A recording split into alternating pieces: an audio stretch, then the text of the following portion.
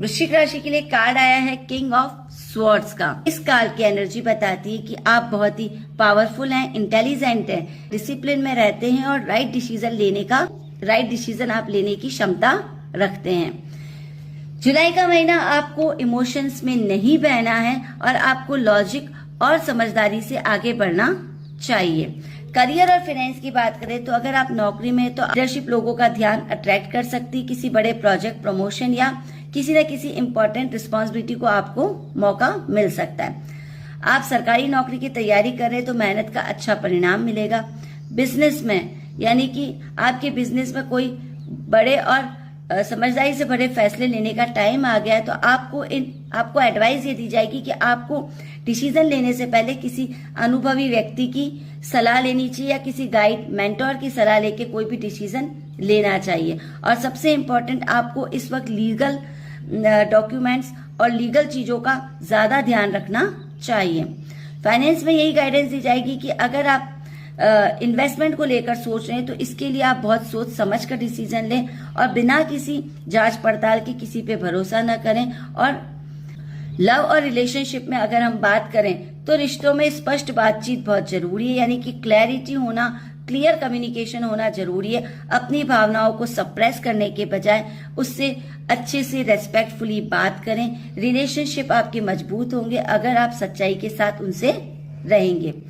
आप fake person, fake relationship से दूर रहते हैं और शायद आपको वो लोग सामने दिख सकते हैं, उनसे आप डिस्टेंस बना सकते हैं। इस महीने का आपका मैसेज यही है कि आपको अपनी बुद्धिमानी, आत्मविश्वास और क्लैरिटी के साथ ही डिसीजन लेना है और बहुत जल्दी लोगों पर भरोसा नहीं करना है।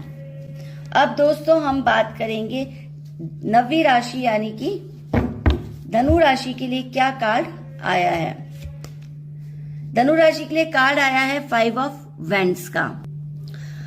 धनु राशि के लोगों, ये कार्ड इस महीने आपको बताता है कि आप किसी न किसी चैलेंजेस, कंपटीशन में रहेंगे और आपको खुद को साबित करने का मौका मिलेगा। ये महीना आपको डराने के लिए नहीं बल्कि आपकी कैपेसिटीज को और लोगों को बताने के लिए काम करते हैं। तो आपका लोगों के बीच कंपटीशन बढ़ सकता है। कुछ लोग आपके काम से प्रभावित हो सकते हैं तो कुछ लोग आपकी राह में रोड़ा डालेंगे।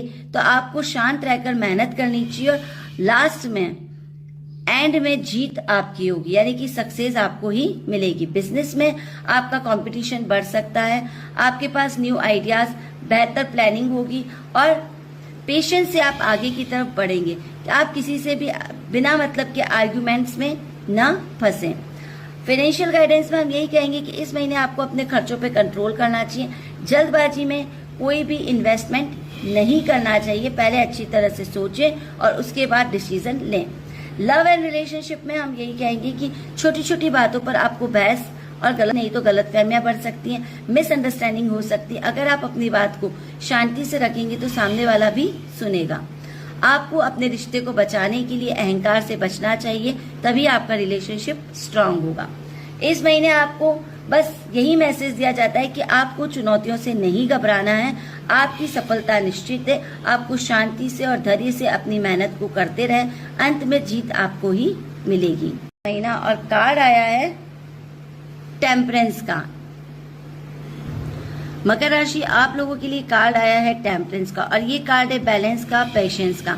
तो ये आपके लिए एक राइट टाइम हो सकता है। तो इस महीने आपको जल्दबाजी नहीं करनी चाहिए और समझदारी और पेशेंस से आगे बढ़ने की एडवाइस दी जाती है।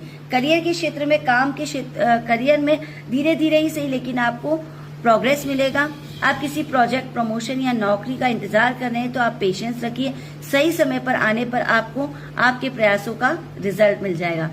टीम वर्क और शांत स्वभाव आपको सफलता दिला सकता है। बिजनेस की बात करें तो आपको बिजनेस में सोच समझकर डिसीजन लेना चाहिए। किसी भी न्यू पार्टनरशिप और किसी भी प्लानिंग में जल्दबाजी ना करें।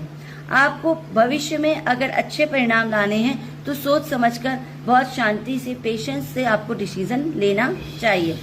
फाइनेंशियल गाइडेंस की बात करें तो आर्थिक स्थिति आपकी स्टेबल रहेगी। इस महीने आपको सेविंग्स और खर्चों पर ध्यान रखना चाहिए और छोटे छोटे सही फैसले आगे चलकर आपको लाभ दे सकते हैं। लव और रिलेशनशिप की अगर हम बात करें तो आपके रिलेशनशिप में मधुरता आएगी। यदि आप किसी से दूर हैं या नाराज हैं तो आप लोगों के आपस में मिलने के चांसेस बन सकते हैं। आपको पेशेंस रखना है और क्लैरिटी क्लियर कम्युनिकेशन आपको करना चाहिए, जिससे आपके रिलेशनशिप में मजबूती आए।